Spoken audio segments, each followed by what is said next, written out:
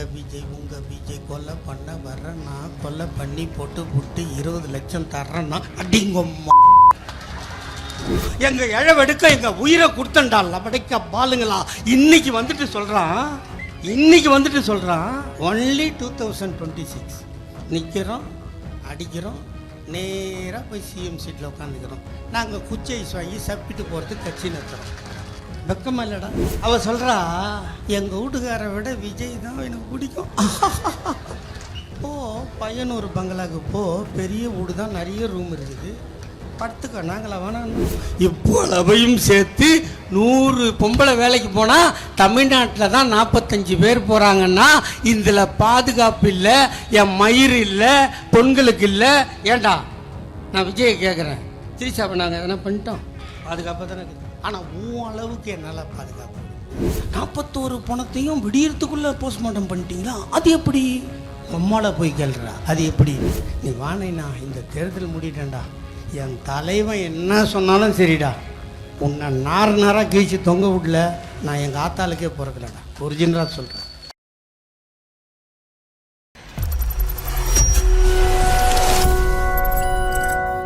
அந்த கொரோனா காலத்தில் நாங்கள் ஆட்சியில் இருந்தோம்மா, நாங்கள் ஆட்சி பண்ணோம்மா, ஒன்றும் பண்ணல. ஆனால் ஆட்சிக்கு வருவோன்னு செஞ்சோம்மா. இப்படி உங்களை தேடி உங்கள் வீட்டுக்கு வந்து பொருட்களை கொடுக்க போய் சென்னையில் அன்பழகன் என்ற சட்டமன்ற உறுப்பினர் செத்து போனான். உங்களுக்கு தெரியுமா?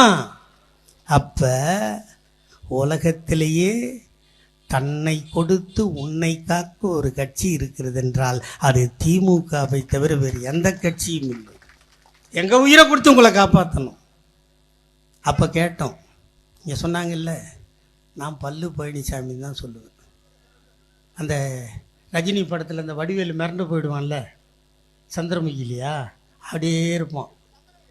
அந்த பல்லு அப்படியே இருப்பான் பாரு. நீ ஒன்றா இமேஜ் பண்ணி பாரு. இந்த செல்ஃபோனில் எதுனா மேட்சிங் பண்ணுவீங்களா? அந்த வடிவேலு தலையும் நம்ம எடப்பாடி பழனிசாமி தலையும் பாதி பாதியாக போடு, கரெக்டாக இருப்பான் மேட்சிங்காக. இந்த பல்லு பழனிசாமிகிட்ட அன்னைக்கு எதிர்கட்சி தலைவராக இருந்த எங்கள் அண்ணன் தளபதி சொன்னார், பாவி பஸ்ஸு ஓடலடா, ரயில் ஓடலடா, கம்பெனி திறக்கலடா, கடை எதுவும் திறக்கலை, பட்டினியால் சாவுறாங்க, படுபாவி ஒரு 5000 ரூபா கொடுறான்னு சொன்னோமா இல்லையா? எவ்வளோமா கொடுத்தான் அது? கரெக்டு. அதுக்கு என்ன சொன்னான்? நீ பாட்டுக்கு 5000 ரூபான்னு சொல்லுவேன், பணம் எங்கே இருக்குது, யார் அப்பா வீட்டிலேருந்து கொடுக்குறதுன்னு சொல்லி 1000 ரூபா கொடுத்தான். இந்த ஊரில் கேபிள் டிவிக்கு மாதம் எவ்வளோம்மா? 250. அப்போ என்கிட்ட 20 ரூபா திருட்டுத்தனமாக வாங்குறானுங்க போகுது. 270 வாங்குறான், போய் வச்சுக்கிறான் அவனை. 250 ரூபா 4 மாதம் 250 ரூபா கட்டினா எவ்வளோம்மா? 1000 ரூபா. அந்த கொக்கால ஓடி கொடுத்த 1000 ரூபா சரியாக போச்சு. வயிற்றுல என்ன ஈர துணியாடா போட்டுன்னு வாழறது? அப்போ சொன்னோம். எப்போ? கல்லா போட்டியில் என்ன பணம் இருக்குதுன்னு தெரியாது. நாங்கள் என்ன நினச்சோம், நோட்டெல்லாம் செலவு பண்ணிட்டு சில்லறையை போட்டு வச்சுருப்பான், அதுலையாவது எடுத்து ஒரு 4000 ரூபா கொடுத்துடலான்னு எங்கள் அண்ணன் தளபதி 5000 கொடுக்க சொன்னேன், நீ 1000 கொடுத்தாய். இந்த முத்துவேல் கருணாநிதி ஸ்டாலின் ஆட்சிக்கு வந்தால் நீ கொடுக்க மறுத்த 4000 கொடுப்பேன். ஆனால் இவன் நாங்கள் போய் அந்த கல்லா போட்டியை பார்த்தா தான் தெரியுது, இவன் சசிகலா காலை மட்டும் நக்கலை, கல்லா போட்டியும் சேர்த்து நக்கிட்டான்னு அங்கே போனவனு தான் தெரிஞ்சு. ஆனால் கொடுத்த வாக்கை காப்பாற்றணுமா இல்லையா? சாதாரண ஸ்டாலினாக இருந்தால் நான் கொடுக்கலன்னு சொல்லிட்டு போயிடுவார். எங்கள் தாத்தா கலைஞரோட ரத்தம் அந்த உடம்புல ஓடுது. வாக்கை காக்க நாக்கை அறுக்கும் கூட்டம் நாங்கள். என்ன சொன்னோம்? 4000 தருவோம். எப்போ தருவேன்னு கேட்டான். ஜூன் மாதம் 3ஆம் தேதின்னு சொன்னோம். ஆனால் கொடுத்தது மே மாதம் 2000, ஜூன் மாதம் 2000. கொடுத்தோமா இல்லையாம்மா? இப்படி உயிரை கொடுத்து உங்களை காப்பாற்றுறதுக்கு இவ்வளோ திட்டங்கள் சொன்னேன்ல, இத்தனையும் இந்த 4000 கொடுத்து இவ்வளவும் 1000, ஆணுக்கு 1000, பொண்ணுக்கு 1000, வீட்டில் இருக்கிற பொம்பளைக்கு 1000, லேடிஸுக்கு பஸ்ஸு, இவ்வளவும் கொடுக்குறோமே, இதெல்லாம் எப்படி எங்கள் தளபதியால் கொடுக்க முடிஞ்சதுன்னா அவர் சாதாரண தளபதி அல்ல. எங்கள் தாத்தா கலைஞர் இந்த இயக்கத்திற்கு தந்த செல்வ சீதனம் அவருக்கு மனதிருந்தது. தாத்தா கலைஞர் இந்த நாட்டை 5 முறை ஆண்டார். எங்கள் அண்ணன் தளபதி செய்த சாதனையை சொல்லிவிட்டேன். 6வது முறையாக வாக்கு கேட்டு நாங்கள் வீதிக்கு வந்தபோது எங்கள் தாத்தா கலைஞர் என்ன சொன்னார் தெரியுமா? தாய்மார்களே, ஒரு பெண் குழந்தையை பெற்றுவிட்டால் அந்த பெண் குழந்தைக்கு திருமணம் நடத்துவதற்கு நீங்கள் கஷ்டப்பட்டால் நீங்கள் கஷ்டப்படாதீர்கள், தாத்தா நான் இருக்கிறேன் வா. 30,000 ரூபாய் திருமண உதவி திட்டம். திருமணம் முடிந்ததா? அந்த இளம் ஜோடி ஆக்கி சாப்பிட அரிசி இல்லையா? கவலைப்படாதே தாத்தா நான் இருக்கிறேன் வா. 1 ரூபாய்க்கு 1 கிலோ அரிசி தருகிறேன். அந்த அரிசியை ஆக்கி சாப்பிட கேஸ் அடுப்பும் இல்லையா? கவலைப்படாதே தாத்தா நான் இருக்கிறேன் வா.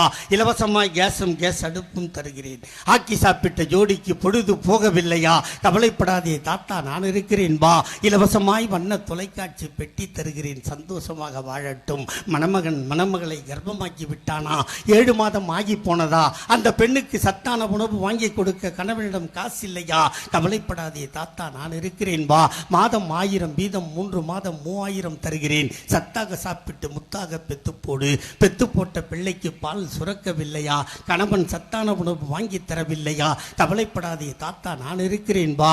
மீண்டும் 1000 வீதம் 3 மாதம் தருகிறேன். சத்தாக சாப்பிட்டு முத்தாக காப்பாற்று. காப்பாற்றிய பிள்ளை பள்ளிக்கு போக வேண்டுமா? அவனுக்கு ஸ்கூல் ஃபீஸ் கட்ட உன்னிடம் பணம் இல்லையா? கவலைப்படாதே தாத்தா நான் இருக்கிறேன் வா. School fees free, uniform free, புத்தகம் ஃப்ரீ, புத்தகம் போடுகின்ற பையும் ஃப்ரீ. அவன் பஸ்ஸிலே போவதற்கு பஸ் பாஸும் ஃப்ரீ. பள்ளிக்கு போன பிள்ளை சபலையாக இருக்கிறானா? அவனுக்கு சத்தான உணவு கிடைக்கவில்லையா? கவலைப்படாதே தாத்தா நான் இருக்கிறேன் வா. சத்துணவில் வாரம் 5 முட்டை தருகிறேன். அவன் முட்டை சாப்பிட மாட்டானா?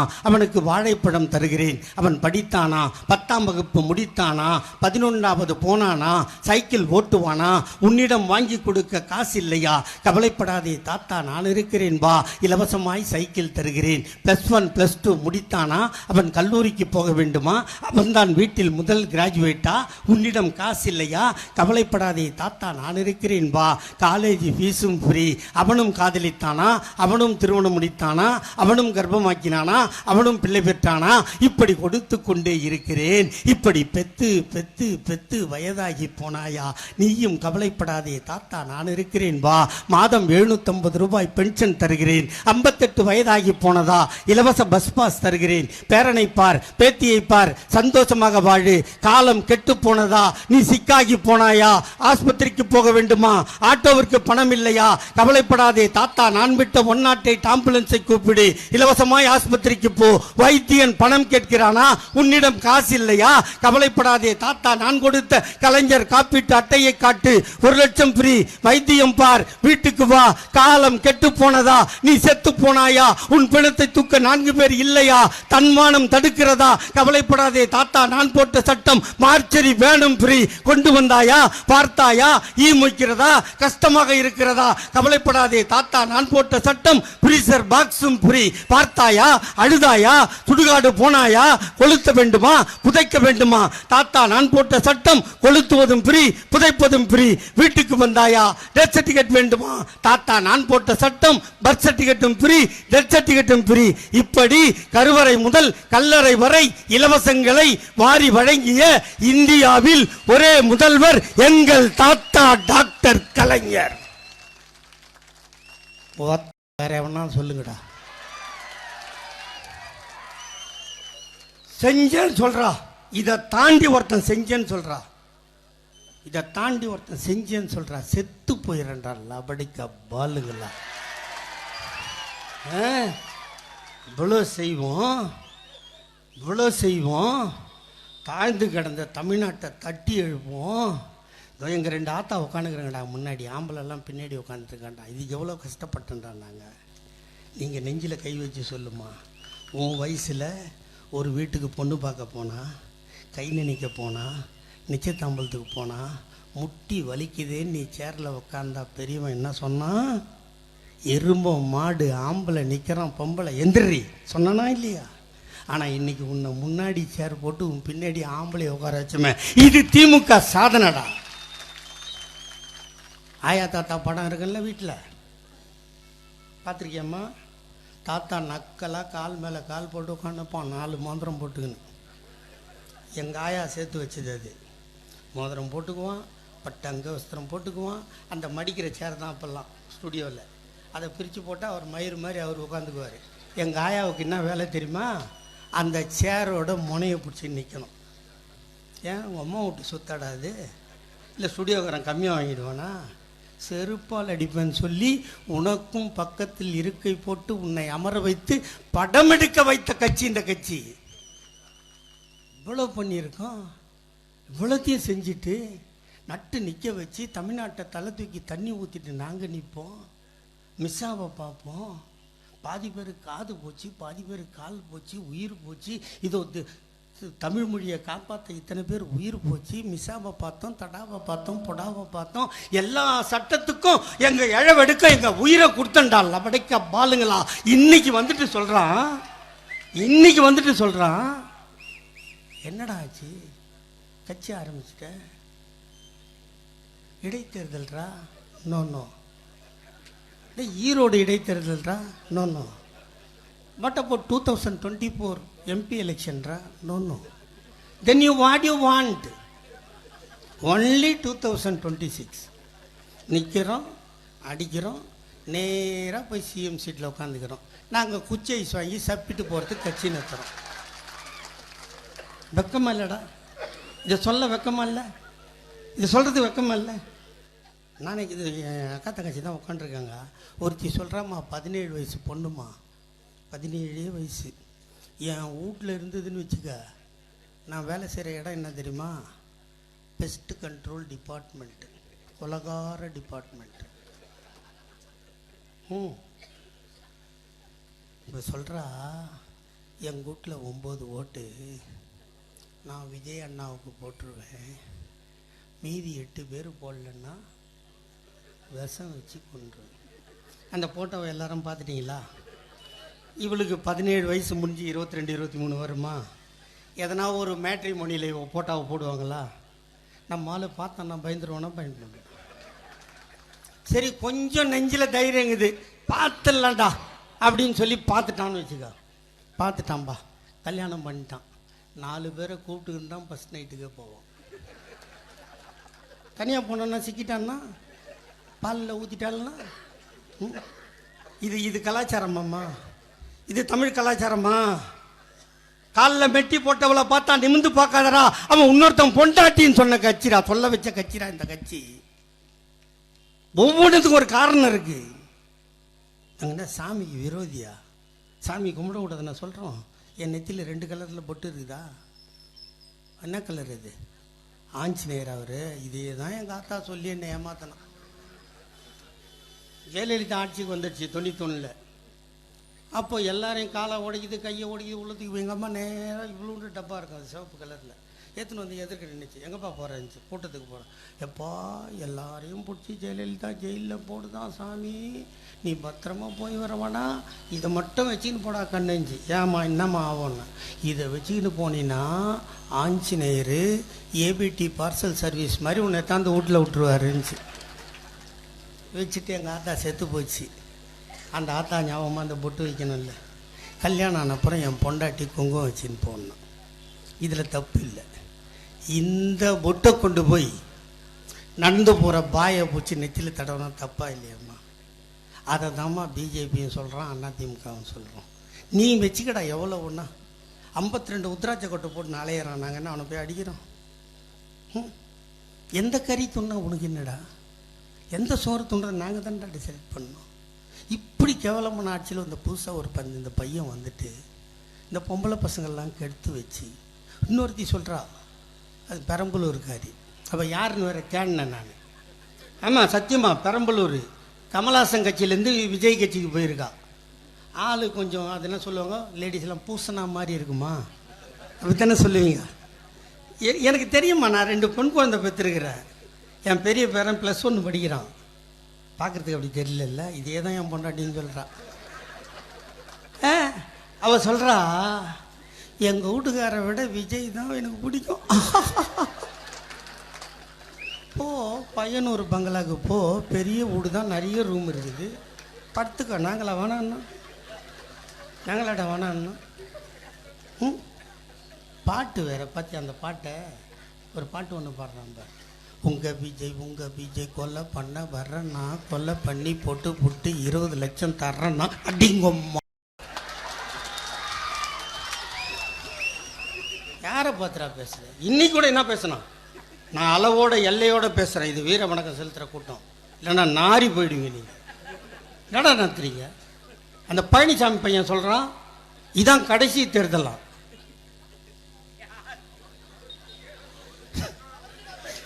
வாயில நல்லா வருதுங்க எனக்கு.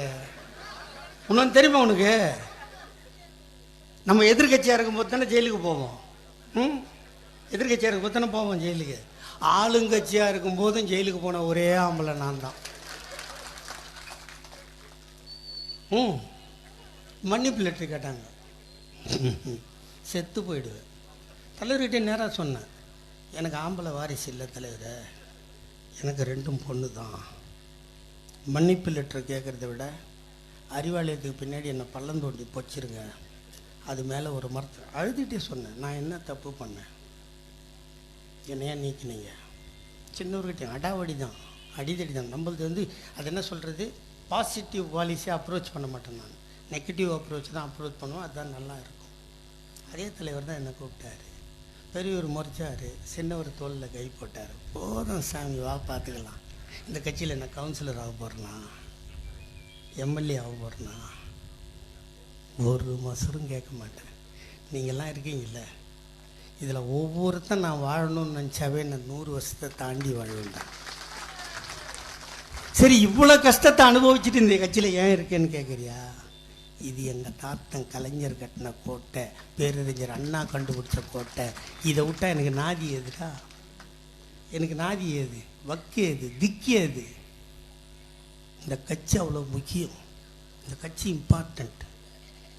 இப்போ நான் சொன்னேனே, அத்தனையும் இந்த பெண்களை உயர்த்த, பெண்கள் முன்னேறினால் இந்த நாடு முன்னேறும் என்று நாங்கள் நம்புகிறோம். அதற்கான திட்டங்களை போடுகிறோம். இந்தியாவில் 100 பெண்கள் வேலை செய்கிறாங்கன்னா அதில் 45 பொம்பளை தமிழ்நாட்டிலேருந்து தான் போகிறா. 29 மாநிலம், 9 யூனியன் பிரதேசம், இவ்வளவையும் சேர்த்து 100 பொம்பளை வேலைக்கு போனால் தமிழ்நாட்டில் தான் 45 பேர் போகிறாங்கன்னா இதில் பாதுகாப்பு இல்லை, என் மயிர் இல்லை, பெண்களுக்கு இல்லை. ஏண்டா நான் விஜயை கேட்குறேன், திரிசாவை நாங்கள் எதனா பண்ணிட்டோம்? பாதுகாப்பாக தானே இருக்குது, பாதுகாப்பாக தானே இருக்குது. ஆனால் உன் அளவுக்கு என்னால் பாதுகாப்பு கொடுங்க. நாங்கள் 50 பேருக்கு ஒரு போலீஸ் வச்சுங்கிற ராஜா, தனி ஃப்ளைட்டில் கால் மேலே கால் போட்டுக்கின்னு மடி மேலே தலை போட்டுக்கின்னு போகிறதுக்கு நாங்கள் தனி ஃப்ளைட்டுக்கு எங்கே போவோம்? இன்றைக்கி பேசுகிறாருங்க, லஞ்சம் வாங்க மாட்டோம் இந்த விஜய், லஞ்சத்தை அங்கீகரிப்போடா, 1.5 கோடி ரூபாய் டேக்ஸு கட்டாத புறம்போக்கு நீ, நாங்கள் நோட்டீஸ் அனுப்புகிறோம், அவனை போய் சாப்பிடா. எங்ககிட்ட வர எதுக்கும் பயிட மாட்டாரான் மயிறு. போனிய 2 நாள் வச்சு திருவினானே சொல்ல, ஊரில் எவனும் படம் எடுக்கல, பராசக்தி படம் வரல, நாங்கள் வீட்டில் உன் படத்தை ஏன் பிடிக்க வச்சுக்கிறோம் கேட்டியா நீ இது வரைக்கும்? அந்த பக்கம் திரும்புனாவே அலறான். அந்த பழைய போட்டெல்லாம் பாருங்களேன், அம்மா அம்மா அம்மா அம்மா அம்மா போடா பிச்சைக்காரனுக்கு பிறந்தவனே. நீங்களாம் ஒரு கட்சின்னு வச்சு ரோட்டுக்கு மட்டும் வந்துடாது. நான் ஒன்றே ஒன்று தான் சொல்லுவேன், லேடிஸ் தான் சொல்லுவேன், உங்கள் வீட்டில் அந்த மாதிரி பொண்ணுங்க இருந்தால் அதுவும் நம்ம காத்துங்கச்சி தான். என் சித்தாத்தா பொண்ணு, பெரியாத்தா பொண்ணு, எங்கள் அண்ணியோட பொண்ணாக தான் இருப்பாள். தயவுசெய்து திருத்திடுங்க, திருத்திடுங்க. இது கலாச்சார சீரழிவு, கலாச்சாரத்துக்கு கேடு. அவன் என்ன பண்ணியிருக்கான் இது வரைக்கும் சொல்லுங்க? மழை வந்தது, புயல் வந்தது, கொரோனா வந்தது, ஒரு 10 பேர் கண்ணீரை தொடச்சிருப்பானா? 42 பேர் செத்து போனா விட்டு ஓடுறவனடா ஒரு ஆம்பளை. நாங்கள் போய் எங்கள் அண்ணன் செந்தில் பாலாஜி இருக்கார் பாரு, எவ்வளோ பட்டாலும் திருந்த மாட்டார். செத்து போனதெல்லாம் அணில் குஞ்சு தானே, இவர் கம்பெனி தானே இருக்கணும்.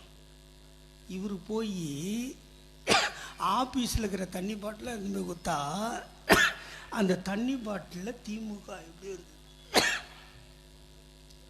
அவ்வளோ சீக்கிரமாக செந்தில் பாலாஜி எப்படி வந்தார்? கேட்டானா இல்லையாம்மா? கேட்கலாமா?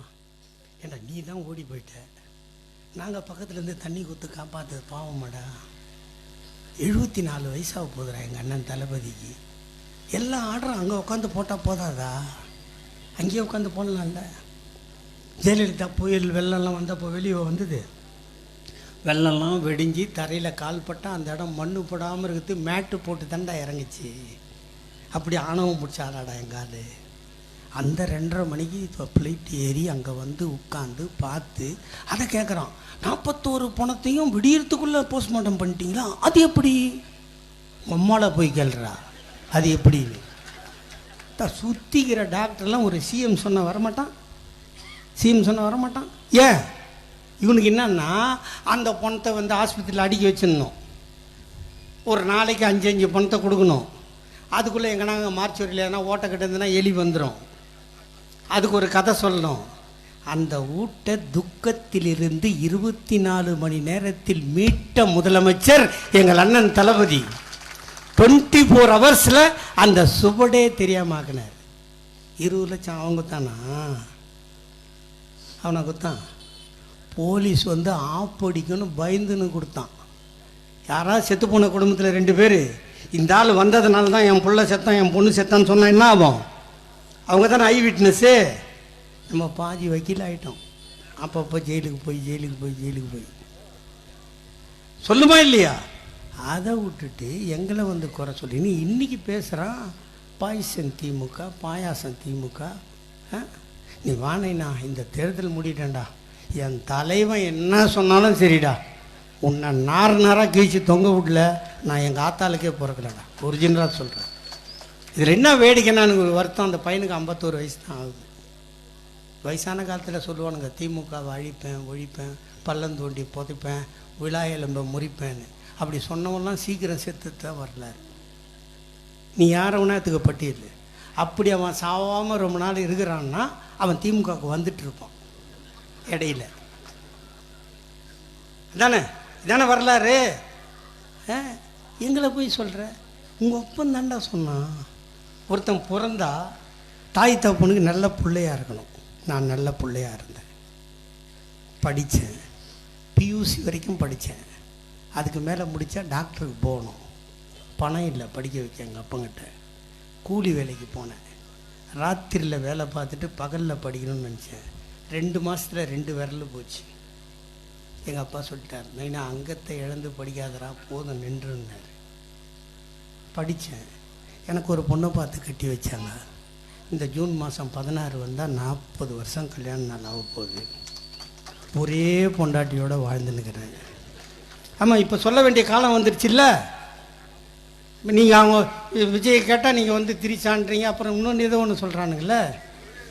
பாரு கீர்த்தி, நான் சொல்லவே வேண்டியதில்லை, அத்தனை டேட்டாவும் கையில் வச்சுங்கிறானுங்க. இப்படி சொல்லும் போது நான் இப்போ ஒரே பொண்டாட்டி சொல்லி தானே ஆகணும். அந்த பொண்டாட்டிக்கு நல்ல புருஷனாக இருந்தேன். நான் கல்யாணம் ஆகும்போது நான் வாங்கின சம்பளம் 600 ரூபா 86.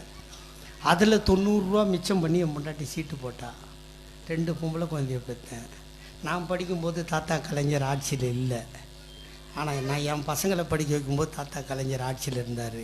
2 பொண்ணையும் டபுள் டிகிரி படிக்க வச்சு 2 மாப்பிள்ளையை பார்த்து கட்டி கொடுத்தேன்.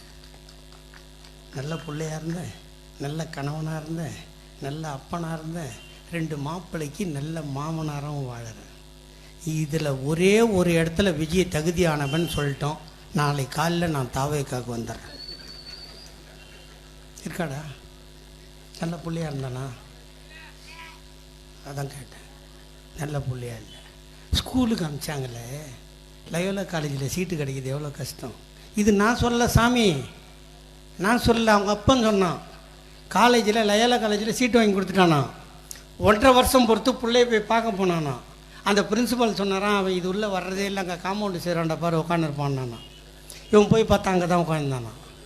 இன்னும் 1.5 வருஷம் படித்து முடிச்சுட்டு வாடா நடிக்கலான்னானா. இல்லை படித்தது போதும், சினிமா எடுத்தான் ஆகணும்னானா. 75 லட்ச ரூபாய்க்கு படம் எடுத்து ரோட்டில் போண்டியாக வந்துட்டான். அப்புறம் விஜயகாந்த் காலில் விழுந்து தான் அந்த மூஞ்சை பார்க்கும்போது சைடில் இதை பார்த்துக்கிறேன்னு ஒத்துக்கினாங்க. இந்த மூஞ்சை நேரடியாக பார்த்துக்க எவனும் ஒத்துக்கல. அந்த மூஞ்சை பார்த்தானுங்க. அவன் செத்தானு ஒன்று ஆளாக்கி விட்டான். உங்கள் அப்பனை கடங்காரன்லேருந்து பிச்சை எடுக்காமல் கரை சேர்த்து விட்டானே விஜயகாந்த். அந்த நினைவு நாளுக்கு வந்து ஒரு பூ போட்டானா சாமி, பூ போட்டானா சாமி. ஆக இவன் நல்ல பிள்ளையாகவும் பிறக்கலை. அப்பா தலை கூட வச்சும் சோறு போடல. கட்டின பொண்டாட்டி கூட இல்லை, பெத்த பொண்ணு கூட இல்லை, அப்பா தாலும் கூட இல்லை. அவ்வளோ பெரிய பங்களாவில் தனியாக படுத்துன்னு இன்னும் ஆணி பிடுங்க விடா நீ. அதுவும் பார்த்தா நீ பொழுதோடு வேற தாப்பால் போட்டுடுற. எந்த நிகழ்ச்சியாவது பாரு. இப்போ நம்ம நடத்துகிறோம்ல மணி என்ன, இப்போ பஸ்ஸு போனால் என் மயிறு போச்சு நான் பேசுவேன். நடத்தலை இப்போ அவனை நடத்த சொல்லு. 6 மணி மேலானா உதறும். அந்த விஜய் ரசிகர் எவனாந்து அவன் காதை முறுக்கிட்டுவான். இங்கே தானே தமிழ்நாட்டில் தானே இங்கே படம் எடுத்தான் ஜனநாயகன். தமிழ்நாட்டில் தானே துட்டு எடுத்துமே கொட்ட போகிறானுங்க இல்லையம்மா. தமிழ்நாட்டு ரசிகன் தானே பார்ப்பான். அப்படி அந்த இது படம் வெளியீட்டு விழா எங்கே நடத்தணும்? தமிழ்நாட்டில் தான் நடத்தணும். உன்னை பார்க்க முட்டி அடிச்சு தாண்டா பரதேசி மவனை 42 பேர் செத்து போனான். இங்கே தானே நடத்தணும். எங்கே எடுத்து போய் நடத்தணும்? மலேசியாவில். எதுக்கு? அங்கே தான் 4 லட்சம் 40 லட்சம் டிக்கெட்டு கொடுப்பான். அதை வாரி குவிச்சிக்கின்னு இங்கே வந்து ஃபிலிம் காட்டலான்னு பார்க்குறியாங்க. வக்கால ஓலி வயிறு எரியுதுங்க. அந்த ரசிகர் முண்டி அடிக்கிறானே அவனுக்காக அந்த பட விழா இங்கே நடத்தலாம்ல. நடத்தலை. அவசரமாக கோர்ட்டுக்கு போனீங்க. இப்போ நான் கூட தாங்க ஒருத்தனை கடன் தரணும்னு வச்சுக்கோங்க. அன்பாக கேட்டால் கொடுக்கலாம். நான் கோர்ட்டில் போடுவேன்னா நான் வாதாட மாட்டேன். ஆடுவேன்ல. அது மாதிரி தான் சென்சார் போர்டும் அப்படி தான். இப்போ இவனுக்கு சென்சார் போர்டு மேலே கேஸை போட்டவுடனே பர்மிஷன் கொடுத்தா 10 பேர் கோர்ட்டுக்கு போனா இல்லையா? அதுக்காக அவன் மானத்துக்கு பயந்து அப்படி பண்ணுறான். சரி, அதை பற்றி என்ன நீ சொல்லணுமா இல்லையா? உன்னை நம்பி எத்தனை கோடி பணம் போட்டிருக்கான்? 5000 கோடியா 6000 கோடியா சொல்கிறானா இல்லையா? அந்த பணம் யாரோட பணம்? அந்த பணத்துக்கு இது வரைக்கும் வட்டி எவன்? படம் வரல. 9ஆம் தேதி வர வேண்டிய படம் வரல. சினிமாவுக்கு ஃபைனான்ஸ் பண்ணால் மீட்ரு கணக்கு வட்டி. அப்போ யார் தாலியோ அறுது நம்மளுக்கு என்ன? நம்ம நடிச்சு துட்டை வாங்கிட்டோம். அதான்டா அவன் என்ன. இப்படிப்பட்டவன் பின்னாடி என் அக்கா தங்கச்சிங்கெல்லாம் பெத்த பிள்ளைங்கெல்லாம் போய் நிற்கிறீங்களே. ஒருத்தி அதெல்லாம் ஐயோ என்னால் தாழவே முடியல. ஞாபகம் வந்துக்கினே இருக்குது. ஒருத்தி சொல்கிறா, இன்றைக்கி பரீட்சை விஜய் அண்ணாவை பார்க்க கட் வச்சுட்டு வந்துட்டேன். பரீட்சை முக்கியமாக விஜய் அண்ணா முக்கியம்னா விஜய் அண்ணா தான் முக்கியமாக. உங்கள் அப்பா ஒன்று 6 மாதத்துக்கு ஒரு வாட்டி பீஸை கட்டி உன் இழவெடுக்க நீ எப்படியாவது ஒரு டிகிரி வாங்கினா 2 டிகிரி மாப்பிள்ளை கிடைப்பான். அவன் ரோல் போடுவான் ரோட்டில். இது நாதாரியாக சுத்தம். இன்னொரு நாதாரி சொல்லுது, ரொம்ப நாளாக குழந்தை இல்லாமல் இருந்தாவோ அப்போ தான் கன்சீவ் ஆனால் நடக்கக்கூடாதுன்னு சொன்னாங்க. ஆனால் விஜய் அண்ணா காரை தெர்த்தின்னு ஓடுறா, கலைஞ்சாலும் பரவாயில்லன்ட்டாலும். மானமா இல்லை? தூக்கு போட்டு சாவானா? என்னடா பண்ண? மயிரை பிடுங்கினா இந்த நாட்டுக்கு வர்றான். மயிரை பிடுங்குவானா நிற்பானா? இது ஒரு கட்சி. இப்போ அதிமுக அது பாரு, அது ஒரு கட்சியா? அது ஓபிஎஸ்ஸை கேள 1.5 கோடி தொண்டர்கள் என் பக்கத்தில் இருக்காங்க. இபிஎஸ்ஸை கேள 1.5 கோடி தொண்டர் என் பக்கம் இருக்காங்க. சசிகலாவை கேள 1.5 கோடி தொண்டை என் பக்கம். அது இல்லாத இன்னொரு பொண்ணு குண்டு பொண்ணு இருக்குமே, அது பேர் என்ன? அப்படியா? அடாடாடாடா என் ரத்தனங்களா. இதெல்லாம் போங்கடா சாமி, ஊராக போங்கடா, சொல்லுங்கடா சாமி. நான் கத்துறதும் 67 வயசு ஆகி போச்சு சாமி. இப்போ வந்தான்ல என் தங்கச்சி, என் பேத்தி தமிழ். நான் எவ்வளோ சந்தோஷப்பட்டேன் தெரியுமா? நம்மளோட முடிஞ்சிடும். நான் என்ன சொல்கிறேன், அந்த தமிழ் பொண்ணு இருக்குதுல்ல, அதை நல்லா சேத்துல சாணியில் காலை விட சொல்லுங்கள் அந்த பொண்ணை. அப்படியே ஒரு அண்டாவில் வச்சு அந்த பொண்ணு காலை கழுவுங்க. இந்த கொக்கால கோழிக்கெல்லாம் ஆளுக்கு ஒரு டம்ளர் சூப்பு கொடுங்க. அப்போ அது புத்தி வரலான்னு பார்க்கலாம்ல. என்ன பேச்சுடா, என்ன அடுக்கு மொழிடா. 2வது படிக்கிற குழந்தை இவ்வளோ மனப்பாடம் பண்ணுறாள. அவள் எந்த தேர்வுலையாவது தோற்று போகல. அவள் அடி பின்னி எடுக்க மாட்டான். இப்படி நாங்கள் தயார் பண்ணி வச்சா, இப்படி நாதாரையும் ஓடக்காலையும் ரெடி பண்ணி எங்ககிட்ட அனுப்பிச்சி உங்கள் கூட சண்டை போடுறதாடா எங்களுக்கு வேலை. இப்போ வந்திருக்கான். இப்போ என்ன எலெக்ஷனு? 2026 எலெக்ஷனு. மாவட்ட செயலாளர் சொன்னார் ஓட்டு போடுங்கன்னு சொன்னார். நான் ஓட்டு கேட்க மாட்டேன்னு சொல்லிட்டேன். சரி, போட்டால் என்ன ஆகும், போடலன்னா என்ன ஆகும், அதானே பார்க்கணும். இப்போ இதான் கதை. இப்போ எங்களுக்கு ஓட்டு போட்டால் மானத்தோடு வாழலாம், மரியாதையோடு வாழலாம். அவன் பணம் கொடுக்கலனாலும் இந்த 1000 தொடர்ந்து வரும். மோடி பணம் கொடுக்கலனாலும் 1000 ரூபா தொடர்ந்து வரும். இப்போ பொங்கலுக்கு 3000 ரூபா. இப்போ இந்த 1000 ரூபா 2000 ரூபாவும் ஆக போகுது. இதை எப்படியோ தெரிஞ்சுக்கிட்டு தான் நான் பல்லன் தேர்தல் அறிக்கை தானே நம்ம உண்ணும். நான் கேட்குறது என்னென்னா, பொண்ணு பார்க்கணும், கல்யாணம் பண்ணணும், அப்புறம் நேரம் பார்க்கணும், இல்லைன்னா ஆகாத நேரத்தில் ஒன்று சேர்ந்தால் அரக்கம் வந்து புள்ளியாக பிறப்பான். அது பழமொழி இருக்குதா இல்லையா? அப்புறம் உள்ள பார்க்கணும், இதானே. ஆனால் நாங்கள் சொல்ல போகிற தேர்தல் அறிக்கை குழுவையும் அமுச்சு விட்டான் ரோடு மேலே. அது என்ன ஊர் மேலேன்னு கூட சொல்லலாம். அமுச்சு விட்டான். இங்கே உட்காந்து நாங்கள் வந்தால் 2000 தருவோம். டே மக்களை ஓடி 1000 ரூபாயை தர முடியாதுன்னு சொன்னவன் தானே நீ? 1000 ரூபா தர முடியாதுன்னு சொன்னவன் தானே? எச்எஸ் ஒரு மாதிரி தேர்தல் அறிக்கை சொல்கிற எங்களுக்கு சொல்ல தெரியாது. அந்த மானங்கட்ட பொழப்பு எங்களுக்கு தேவையில்லைடா. நாங்கள் அழிஞ்சாலும் தமிழ்நாட்டு மக்கள் வாழணும்னு நினைக்கிறவன் தான்டா எங்கள் அண்ணன் தளபதி. சொல்லு, எங்கள் அண்ணன் இருக்காரு. இன்றைக்கி எல்லாம் சொல்கிறான் தியாகி தியாகின்னு. உங்கள் வீட்டில் ஒரு பொண்ணு, வயசுக்கு வந்த பொண்ணு இருக்குன்னு வச்சுக்கோமா. அந்த பொண்ணுக்கு நீ கல்யாணம் பண்ணுற. கல்யாணம் பண்ணி 3வது மாதம் அந்த பொண்ணு கர்ப்பமாக இருக்குதுன்னு தெரியுது. அந்த தெரிஞ்ச அடுத்த நாளே நீ எவனுக்கு கட்டி கொடுத்தியோ அவன் ஜெயிலுக்கு போயிடுறான்னு வச்சுக்க. நீங்களே சொல்லுங்க. அப்படி சொன்னால் என்ன சொல்லுவீங்க அந்த பொண்ணை பார்த்து? பாவி, இந்த கரு உருவான நேரம் மாப்பிள்ளை ஜெயிலுக்கு போயிட்டான், இதை கலைச்சிரு, அடுத்து ஒன்று பெற்றுக்கலாம். புருஷன் இருந்தால் தான் முக்கியம், புள்ள போனால் மயிறு போச்சுன்னு சொல்லுமா சொல்லாது இந்த நாடு. அப்படி சொல்லி கொடுப்பீங்களா இல்லையா? அப்படி ஒரு அவமானத்தோடு தான் எங்கள் அண்ணன் ஜெயிலுக்கு போனான். அந்த தாய்க்கு, எங்கள் அன்னைக்கு 5ஆம் மாதம் அரும்பழம் வைக்க ஆள் இல்லை. 7ஆம் மாதம் அவளுக்கு ஜடை தைக்க நாதி இல்லை. 9ஆம் மாதம் சீமந்தம் நடக்கவில்லை. சுமந்த கருவை அவளே சுமந்து கொண்டு மருத்துவமனைக்கு போனாள். பிள்ளை பெற்றாள். பெற்ற குழந்தையை வீட்டுக்கு அழைத்து வந்து பால் ஊட்டி சீராட்டி ஆடை போட்டு அந்த ஆடை போட்ட குழந்தையை எடுத்துக்கொண்டு சென்னை மத்திய சிறைச்சாலைக்கு போய் கம்பிக்கு மத்தியிலே காட்டினால், காதலனே, கணவனே, நீ கருவாக்கிய குழந்தையை எல்லோரும் கலைத்து விடு என்று சொன்னார்கள். நான் கலைக்கவில்லை, அதை உருவாக்கி கொண்டு வந்திருக்கிறேன் என்று காட்டினால் எங்கள் அன்னை துர்கா. பார்த்தார் எங்கள் அண்ணன் தளபதி. காட்டிய குழந்தை எங்கள் அண்ணன் உதயநிதி. இதை விட என்னடா தியாகம் பண்ணோம் எங்கள் அண்ணன்? இதை விட என்ன பண்ணோம்? இதை கேட்டால் வாரிசு அரசியல், வாரிசு அரசியல், வாரிசு இருக்குது, வருது, உனக்கும் வயிறு இருக்குது. இல்லைன்னா ஆஸ்பத்திரிக்கு போய் செக் பண்ணு. மைக்கில்னா வேறு மாதிரியா சொல்லிட்டு போயிடுவேன்.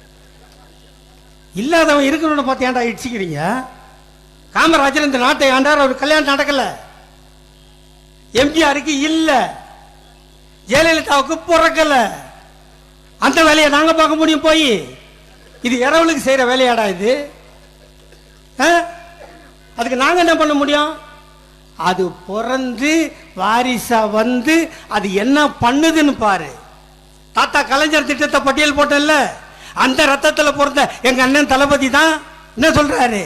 அவர் கல்யாணத்துக்கு பணம் கொடுத்தா கல்யாணம் பண்ணிக்க நீயே சம்பாரின்னு இவர் பணம் கொடுக்குறாரு. தாத்தா கலைஞர் நொண்டி முடவன் குருடன் அப்படின்னு இருந்தவனெல்லாம் கூப்பிட்டு மாற்றுத்திறனாளின்னு பேர் வச்சா அந்த மாற்றுத்திறனாளியை உள்ளாட்சி அமைப்பில் பிரதிநிதியா உட்கார வச்சார் எங்கள் அண்ணன் தளபதி. பொட்டை 9ன்னு சொன்ன அந்த பொட்டை 9 கூப்பிட்டு உனக்கு பேர் வைக்கிறதா இன்று முதல் திருநங்கை என்று தாத்தா கலைஞர் வச்சா ஊர்காவல் படையில் அவனுக்கு வேலை போட்டு கொடுத்தார் எங்கள் அண்ணன் தளபதி. கலைஞருக்கு 100ஆண்டு நூலகம் சென்னை எங்கள் ஐயா கலைஞர் கட்டினா, மதுரையில் கலைஞர் 100ஆண்டு நூலகம் எங்கள் அண்ணன் தளபதி கட்டினார். கன்னியாகுமரியில் ஐயா கலைஞர் திருவள்ளுவருக்கு சிலை வச்சா எங்கள் அண்ணன் தளபதி விவேகானந்தா பாறைக்கும் திருவள்ளுவர் சிலைக்கும் கண்ணாடி பாலம் போட்டார். இப்படி அவரை தாண்டி செய்கிறார். அது மாதிரி எங்கள் அண்ணன் உதயநிதி வந்தாலும் அதை தாண்டி தாண்டா செய்வார். இதுக்கெல்லாம் என்ன காரணம்? இப்போ கூட கேட்டாங்க, இங்கே வரும்போது கூட்டத்துக்கு 5 மணிக்கெலாம் பேசுகிறாருன்னா காலைல 7 மணிக்கெலாம் தான் அவர் ஊருக்கு போகணும். அதனால் என்ன கட்சி 10 பேர் கேட்டிருக்கான். ஐயோ எப்படிப்பா இவரால் சுத்த முடியுது?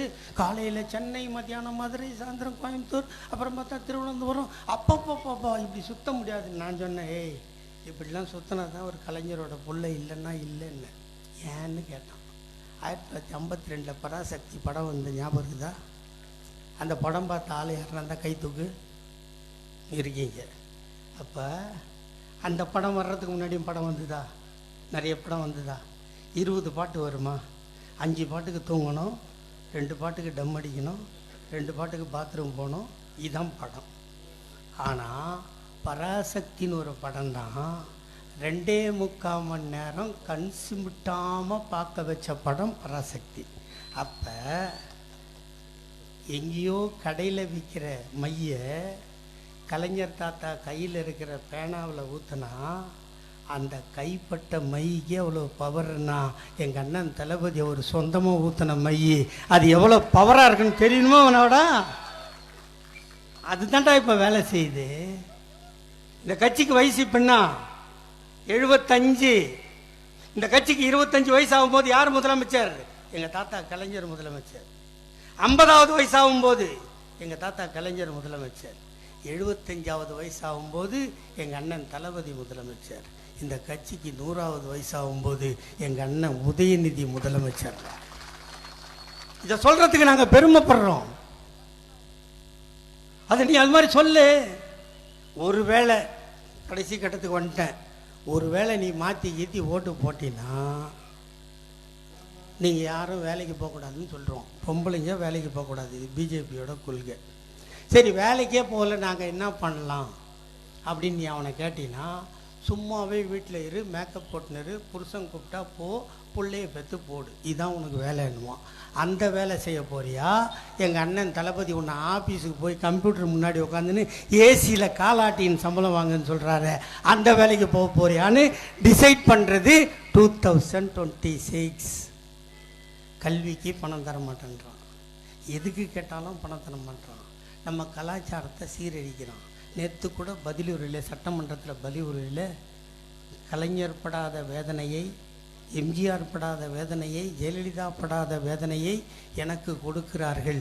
ஆனால் இந்த முத்துவேல் கருணாநிதி நெருக்கடி நிலையிலேயே வாழ்ந்தவன், நெருக்கடி நிலையிலேயே வளர்ந்தவன், எந்த நெருக்கடியும் என்னை நெருங்க முடியாது என்று அண்ணன் சொல்லியிருக்கிறார். ஆகவே நான் கேட்க விரும்புவதெல்லாம், நீங்கள் வாழ்வா சாவா என்று தீர்மானிக்கின்ற தேர்தல். இந்து முஸ்லீம் மக்கள் நாம் ஒற்றுமையாக இருக்கிறோம். எங்கள் வீட்டில் குழந்தைக்கு பேதியாச்சுன்னா எங்கள் ஆயா சொல்கிறா, மசூதிக்கு போய் பாய் மந்திரிச்சா பேதி நின்றுன்னு சொல்கிறாங்களா இல்லையா? அதை நம்பி நம்ம மசூதிக்கு போகிறோமா? அவனும் மந்திரிக்கிறானா, பேதி நின்று போதா? அவனை நான் நம்புகிறேன், அவன் என்ன நம்புகிறான். மாரியாத்தால கூழ் ஊற்றுனா பாய் 5 கிலோ கேவுரு வாங்கி தரான். மாரியாத்தா சாமி ஊர்வலம் போனால் பீட்ரு சவுண்ட் சர்வீஸ் போடுறான். நாங்கள் ஒத்துமையாக இருக்கும்போது எங்களுக்குள்ளே பிரிக்கிறதுக்கு சாமியை கையில் எடுக்கிறோம். நாங்கள் சாமியை தப்பு சொல்லவே இல்லை. சாமி நம்மளை காப்பாற்றுவான்னா நான் ஒத்துக்கிறேன், இப்பவும் சொல்கிறேன், சாமி நம்ம காப்பாற்றோம் ஒத்துக்கிறேன். ஆனால் சாமியே காப்பாற்றா நான் தான் வந்துக்கிறேன்னா செருப்பால் அடிப்பேன். அதானே சொல்கிறானுங்க. திருப்பரங்குன்ற முருகத்தை நாங்கள் தான் காப்பாற்றுறோன்றானுங்க, இவனுங்களை காப்பாற்றுறானுங்க. விட்டா நிர்மலா மாமி இருக்குது பாரு, சொல்லிச்சு பாரு, யாரும் உண்டியில் துட்டு போடாதே, தட்டில் மட்டும் போடுங்கோ, ஐயரு கொண்டு போய் வெண்ணெயை சாப்பிட்டு உடம்பை கொழு கொழுன்னு வச்சுக்கின்னு வர பொம்பளையை தடவட்டும். அவள் தானே சொன்னா. ஒரு நிதி மந்திரி பேசுகிற பேச்சாடா இது? இப்படி சொல்லாமா ஒரு நிதி மந்திரி? என்னடா பண்ண அந்த கோயில் பணத்தை எடுத்து? கோயிலுக்கு தான்டா திருப்பணி செய்கிறோம். இந்த 4.5 வருஷம் ஆட்சியில் 4000 கோயிலுக்கு திருப்பணி பண்ண ஒரு ஆட்சியை சொல்கிறா.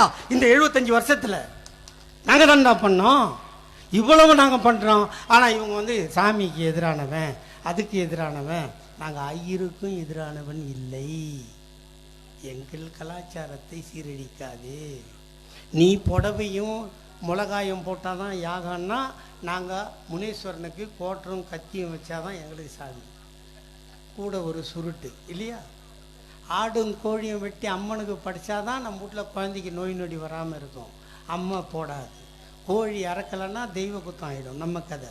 நான் என்ன கேட்குறேன், நீ புடவை எரிக்கிறதுக்கு நான் வர்றேன், நான் கோழி அடித்து ஆடு வெட்டி கூழ் ஊற்றுறேன். நிர்மலா மாமி என் வீட்டுக்கு ஒரு சம்பு கூழ் குடிக்குமா? குடிக்காது இல்லை. அதனால் அவங்க வேற நம்ம வேற, அவங்க வேற நம்ம வேற, நம்ம ஆள் கிடையாது. இது தெரியாமல் தான் அந்த அண்ணாமலை, அந்த ஷார்ட் கேர்ள் ஒன்று இருக்குது, 3.5 feet ஹைட்டில் ஒன்று, அது மூஞ்சிலாம் இப்போ கருப்பாகி போச்சு இல்லை? பார்க்குறீங்களா டிவியில்? இப்போ சொல்கிறது, தாவேக்கா உங்கள் கூட்டணிக்கு வருமானு கேட்டால், இப்போ எங்களுக்கு விசில் தேவையில்லை, எங்களுக்கு ஒரு விசில் இருக்கிறது, அது குக்கர் விசில். ஏய், உன்னை உங்கள் அப்பா டாக்டர் தானே படிக்க வச்சோம். குக்கர் விசில் வாயில் ஊத முடியுமாம்மா? அது ஆவி வந்தால் புஷ்ஷுன்னு சவுண்டோடு வரும். அறுவக்கட்டம் புண்டங்கள்லாம் வச்சுருக்கேன். நான் அதெல்லாம் சொல்ல விரும்பலைங்க, எனக்கும் வயசு கூடுது, டயர்டாக இருக்குது. நான் சொல்கிறது அது ஒன்று தாங்க. நீங்கள் வாழ போகிறீங்களா சாவ போகிறீங்களான்னு டிசைட் பண்ணுற தேர்தலுங்க 26. இந்த தமிழ்நாட்டு இப்படியே கல்வியிலையும் தனிமனித பொருளாதாரத்திலும் வளர்ச்சியிலும் சிறந்து விளங்க வேண்டுமென்றால் மீண்டும் எங்கள் அண்ணன் தளபதி ஸ்டாலின் இந்த நாட்டின் முதலமைச்சராக வேண்டும். அதுக்காக இப்போ நான் சொல்கிற கோஷத்தை திருப்பி சொல்லுங்கள். வெல்வோம் 200, வெல்வோம் 200, படைப்போம் படைப்போம் வரலாறு. 234 நமதே. அண்ணன் தளபதியை அரியணை ஏற்றுவோம். அதுவரை தூங்க மாட்டோம், உண்ண மாட்டோம், உறங்க மாட்டோம். இது சத்தியம். நன்றி, வணக்கம்.